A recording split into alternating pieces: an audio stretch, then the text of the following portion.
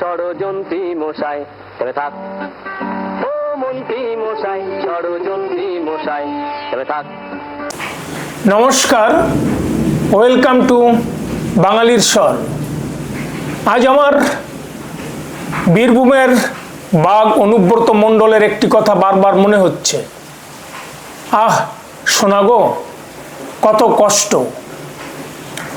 দেশের রাজা মন্ত্রী সন্ত্রীদের অন্যায় অপকর্ম দুর্নীতি অপরাধ করার দিন কি শেষ হতে চলেছে?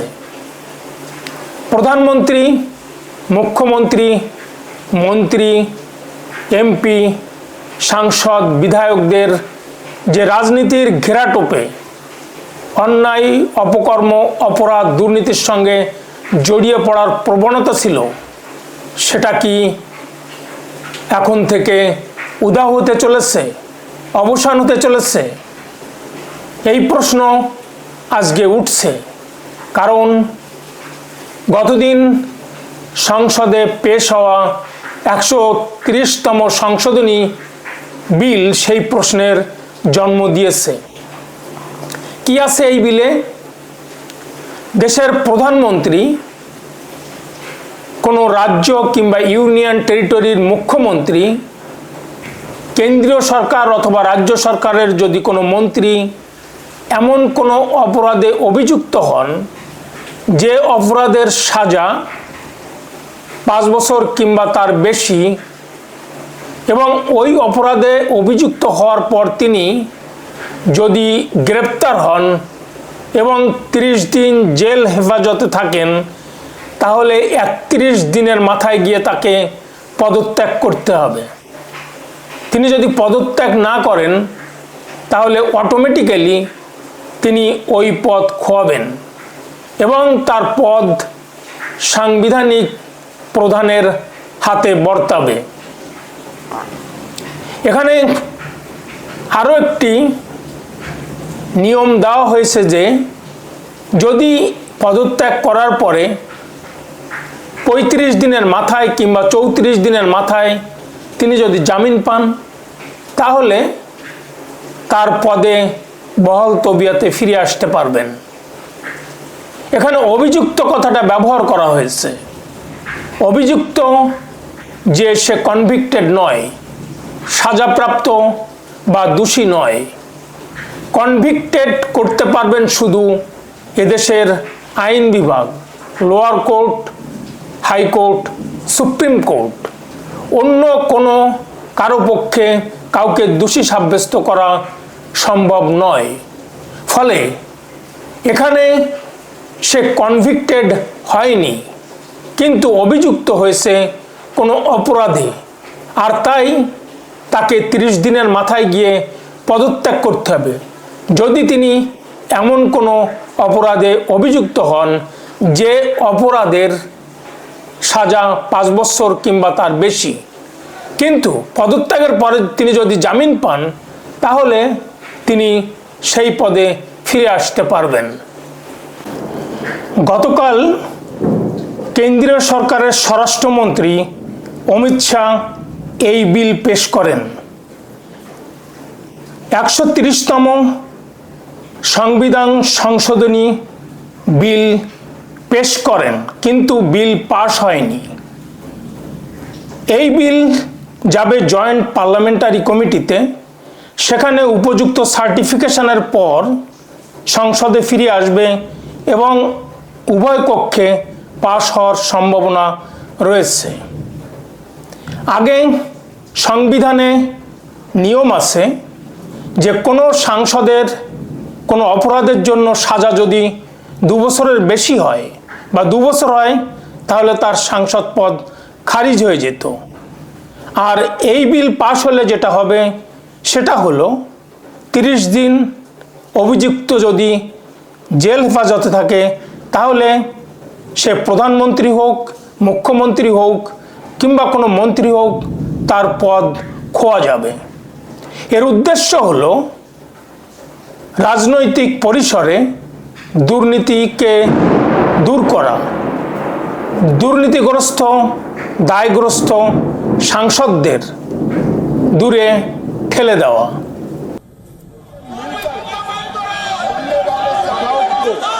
माननीय अध्यक्ष जी द्वारा नाम निर्दिष्ट किए जाने के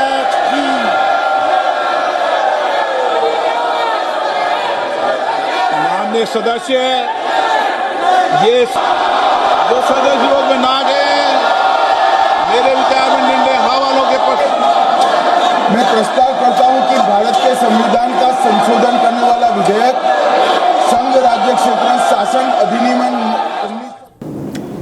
কিন্তু এই বিলের বিরোধিতা করেছে ইন্ডি জোট, Trinamool Congress, RJD, Samajwadi party, Congress, CPM সবাই এর বিরোধিতা করেছে।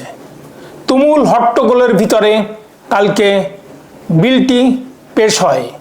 অমিত শাহজি এই বিল পেশ করেন। ইভেন তার দিকে বিলের কাগজ ছুঁড়ে ফেলা হয়।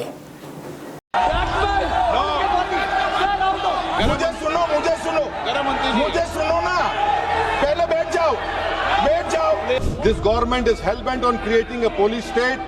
This will be a death knell and leash an elected government, sir. Indian constitution is being amended to turn this country into a police state. This bill turns the fundamental jurisprudence of Article 21 on its head. Bill is not circulated among the members.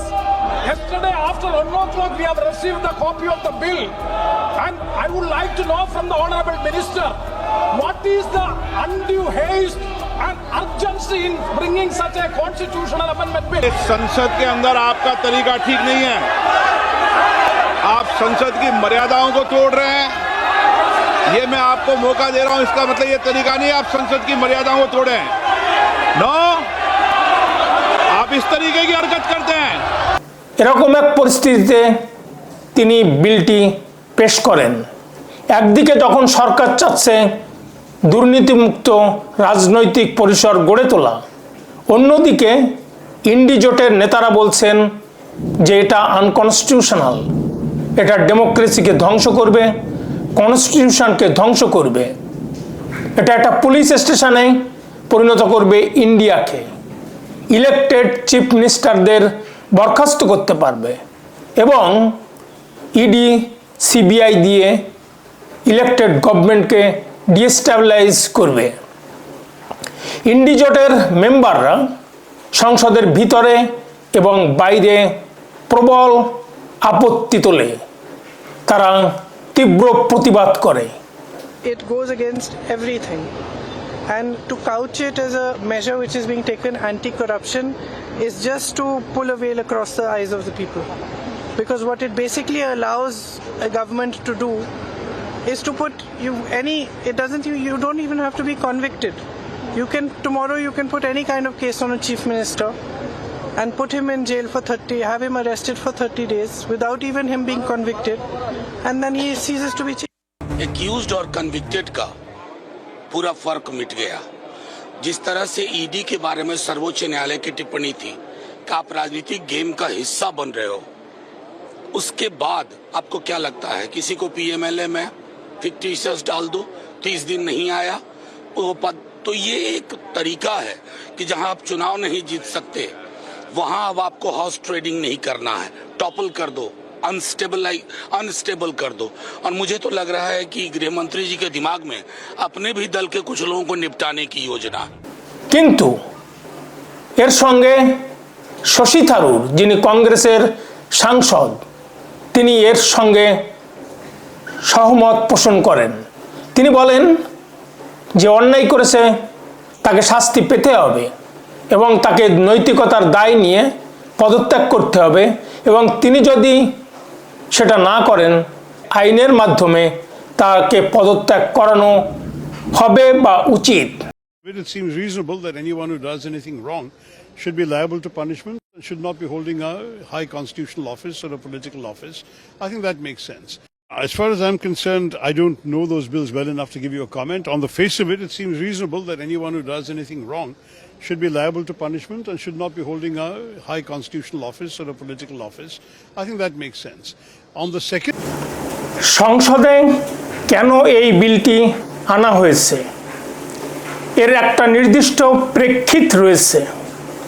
এমন একটা সময় ছিল যখন রাজনীতিবিদরা দুর্নীতির সঙ্গে জড়িয়ে পড়লে, অভিযুক্ত হলে তাদের নাম জড়ালে পদত্যাগ করতেন। তার ভিতরে আমি দুটি উদাহরণ দিতে পারি। লালকৃষ্ণ আদভানি যখন হাওয়ালা কেলেঙ্কারিতে তার নাম জড়ায়, তিনি সাথে সাথেই পদত্যাগ করেন। অন্যদিকে আজকের যে স্বরাষ্ট্রমন্ত্রী অমিত শাহ, যখন কংগ্রেস গভর্নমেন্ট তাকে মিথ্যা মামলায় ফাঁসানোর চেষ্টা করেছিল, তিনি অ্যারেস্ট হওয়ার আগেই পদত্যাগ করেন। কিন্তু সাম্প্রতিককালে আমরা পশ্চিমবাংলার এডুকেশন মিনিস্টার পার্থ চ্যাটার্জির কথা জানি, দিল্লির মুখ্যমন্ত্রী অরবিন্দ কেজরিওয়ালের কথা জানি, মনীষ সিসোদিয়া এবং সত্যেন্দ্র জৈনের কথাও শুনেছি। তামিলনাড়ুর মন্ত্রী সিন্থেল বালাজি 8 মাস ধরে অ্যারেস্ট হওয়ার পরেও মন্ত্রিত্ব চালিয়ে গিয়েছেন জেলে বসে। অরবিন্দ কেজরিওয়াল 6 মাস ধরে জেলে বসে মন্ত্রিত্বের কাজ সেরেছেন। একই কথা সত্যেন্দ্র জৈন এবং মনীষ সিসোদিয়ার ক্ষেত্রে। পার্থ চ্যাটার্জি কখনো পদত্যাগ করেননি। কোটি কোটি টাকা উদ্ধার হলেও তার বান্ধবীর বাসা থেকে তিনি পদত্যাগ করেননি।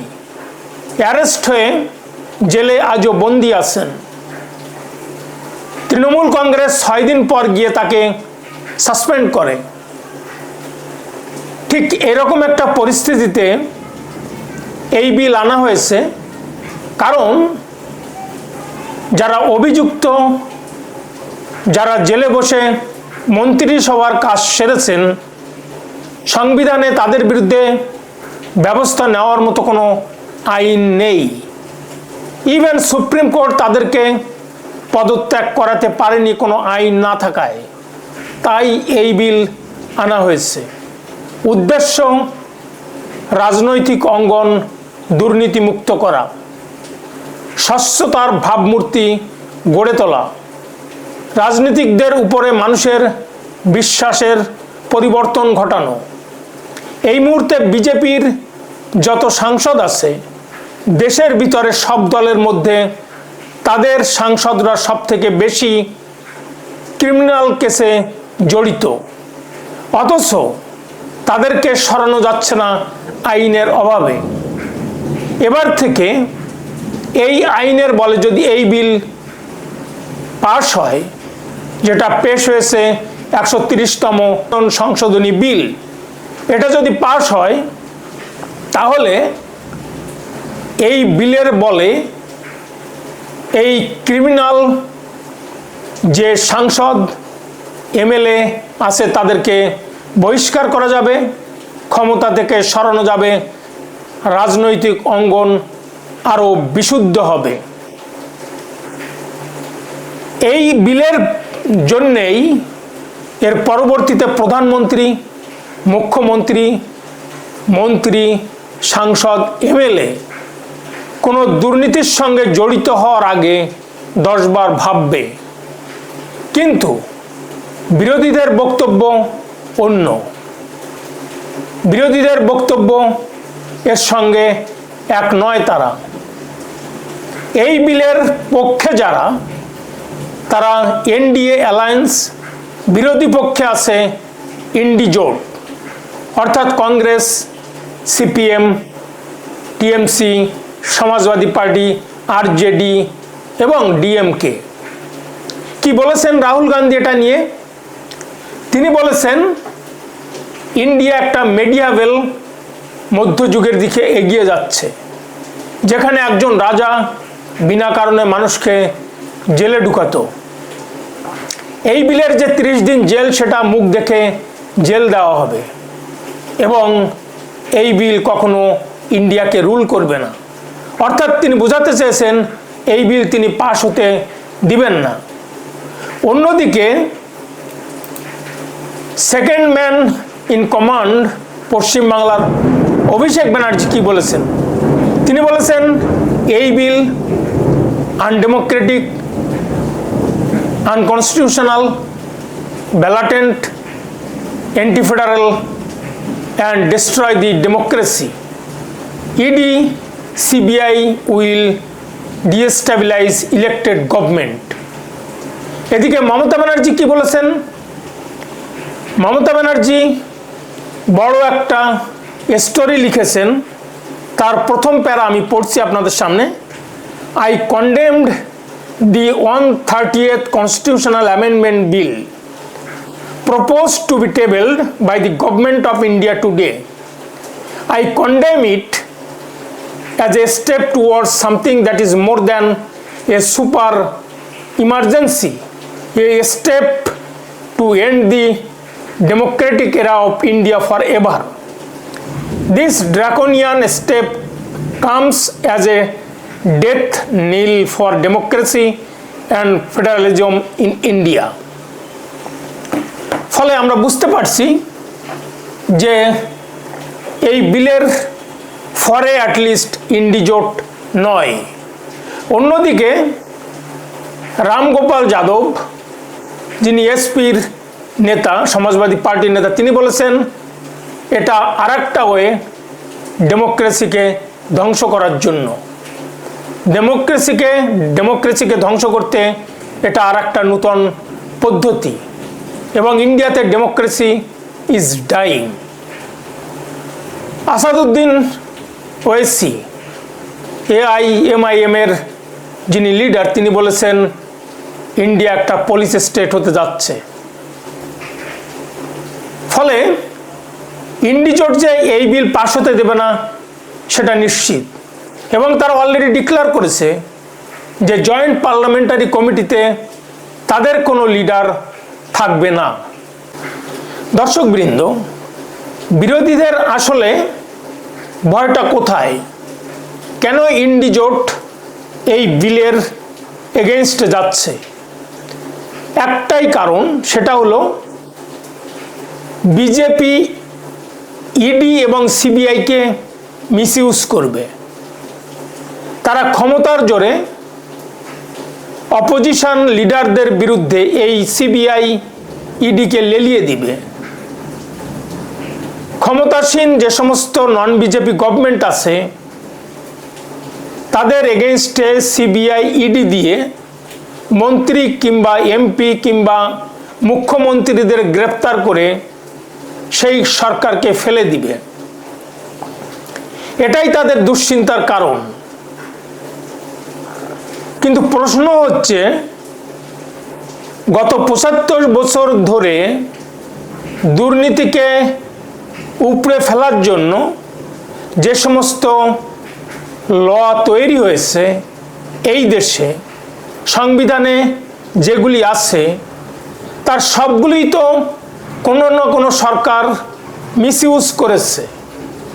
সেরকম বহু নজির আছে। ইডি সিবিআই এক সময় কংগ্রেসের সময় টেস্ট প্যারোট হিসেবে পরিচিত ছিল। কংগ্রেস সরকারও এই একই নিয়মে ইডি সিবিআইকে ব্যবহার করত বিরোধী পক্ষের এগেনস্টে। ইন্ডিজোটের ধারণা বিজেপি গভর্নমেন্ট ঠিক একই কাজ করবে এবং ইডি সিবিআই লাগিয়ে দিয়ে মন্ত্রী মিনিস্টারকে কেনা বেচার পথ খুলবে, হর্স ট্রেডিং করবে, সরকার ফেলে দিবে। আমার প্রশ্ন, উদ্দেশ্য তো দুর্নীতি উপড়ে ফেলা রাজনৈতিক অঙ্গন থেকে এই বিলের। এই বিল আসলে রাজনীতিকরা, রাজনীতির কারবারিরা, এমএলএ, বিধায়ক, সাংসদ, মন্ত্রী, মিনিস্টার সবাই সাবধান হবে, দুর্নীতির সঙ্গে কম জড়িত হবে, রাজনৈতিক অঙ্গন আরো পরিষ্কার হবে। এখন কেউ যদি মিসইউজ করে, প্রয়োগটা যদি মিসইউজ হয়, বিরোধীদের এগেনস্টে হয়, তার জন্য কি আইন বলবৎ হবে না? কেন হবে না? বিভিন্ন রাজ্যে, তামিলনাড়ু হোক, হিমাচল হোক, পশ্চিমবাংলা হোক, কর্ণাটক হোক, তেলেঙ্গানা হোক, সব জায়গায় তো যারা স্টেট গভর্নমেন্ট আছে তারা বিরোধীদেরকে একইভাবে ক্ষমতা, আইন, পুলিশ, অ্যাডমিনিস্ট্রেশনকে মিসইউজ করে। তাহলে কি দুর্নীতি দূর করার জন্য যত আইন আছে সবগুলি মুছে ফেলতে হবে? বাদ দিতে হবে, ধ্বংস করতে হবে? না, সেটা সম্ভব নয়। কারণ আইন থাকবে এবং সেই আইনের বলে অনেকেই সুষ্ঠু বিচার পাবেন। ভারত দুর্নীতিমুক্ত হবে, কলুষ মুক্ত হবে। অন্য আর একটি কথা এখানে অবশ্যই প্রসঙ্গ আসবে, সেটা হলো রাজনীতিবিদরা পাবলিক সার্ভেন্ট। ঠিক সরকারি কর্মচারী, সে ডাক্তার হোক, ইঞ্জিনিয়ার হোক, শিক্ষক হোক, রেলওয়ে কর্মচারী হোক, ব্যাংক এমপ্লয়ি হোক, কিংবা ব্যুরোক্রেট বা আমলা হোক, আইপিএস কিংবা WBCS হোক, তারা সবাই পাবলিক সার্ভেন্ট। ইন্ডিয়ান কনস্টিটিউশনে আইন রয়েছে যে এই সরকারি কর্মচারীরা যদি কেউ অভিযুক্ত হন এবং অ্যারেস্ট হন, তাহলে 48 ঘন্টার ভিতরে তার সাসপেনশন অর্ডার চলে আসবে, অটোমেটিক্যালি তিনি সাসপেন্ড হবেন। তাহলে এক দেশে দুটো নিয়ম, দুটো রুল কিভাবে হবে? সরকারি কর্মচারী পাবলিক সার্ভেন্ট, পলিটিশিয়ান প্রধানমন্ত্রী, প্রেসিডেন্ট, ভাইস প্রেসিডেন্ট, গভর্নর, মুখ্যমন্ত্রী কিংবা মন্ত্রী, সাংসদ, MLA, এরা সবাই পাবলিক সার্ভেন্ট। তারা কোন গ্রহ থেকে এসেছে যে তাদের জন্য এক নিয়ম হবে আর এদের জন্য আর এক নিয়ম হবে? সরকারি চাকুরে যদি 48 ঘন্টার ভিতরে যদি অভিযুক্ত হয়, 48 ঘন্টার ভিতরে সে সাসপেন্ড হবে।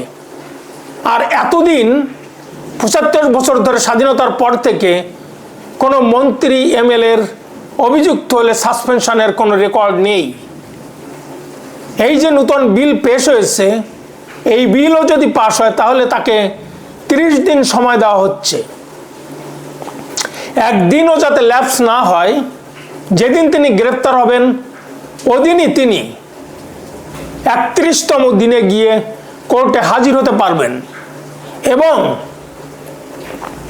যদি 15 দিনের মাথায় তিনি অ্যান্টিসিপেটরি বিল প্লি করতে পারেন, তিনি কোর্টে গিয়ে আগাম জামিন মঞ্জুর করার জন্য লড়তে পারেন। ফলে সমস্যাটা কোথায়? সমস্যাটা হলো ইগোর লড়াই। কোনো নিয়ম চলবে না, কংগ্রেস যে নিয়ম করেছে সেই নিয়মই চলবে, এর বাইরে কোনো নিয়ম চলবে না। দর্শকবৃন্দ, আমি মনে করি যে এই বিল আসলে দুর্নীতিমুক্ত হবে সমাজ, রাজনৈতিক অঙ্গন, পলিটিক্যাল অ্যারেনা।